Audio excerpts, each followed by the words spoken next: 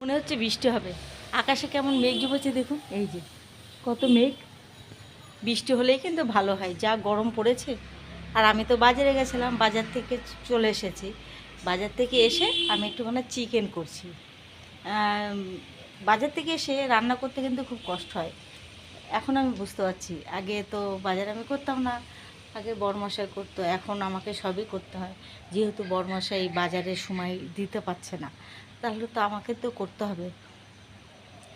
Chicken curry করতে ভালোই লাগে, খুব তাড়াতাড়ি হয়ে যায় তো, তাই।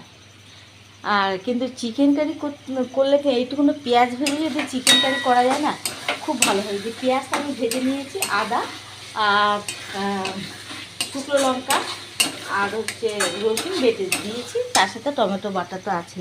আর এদিকে চিকেনগুলোকে পরিমাণ করে নুন, হলুদ, জিরের গুঁড়ো, ধনে গুঁড়ো, কাশ্মীরি লঙ্কার গুঁড়ো, গরম মশলার গুঁড়ো, টক দই দিয়ে ম্যারিনেট করে রেখেছি। এইভাবে চিকেন কারি করলে কিন্তু খেতে আরও বেশি ভালো লাগে। চিকেন কারি এমনিই ভালো লাগে, কিন্তু এক একজন এক এক রকমভাবে রান্না করে। আজকে আমি এইভাবে করে দেখলাম। আমার বড়মশাই বলে, রোজই কি একরকমভাবে রান্না করো, আজকে একটু অন্যরকম করে দেখো না। তা আজকে একটু অন্যরকম করলাম, দেখি কেমন লাগে খেতে। তাহলে তোমাদের সাথে কিন্তু আবার দেখা হবে।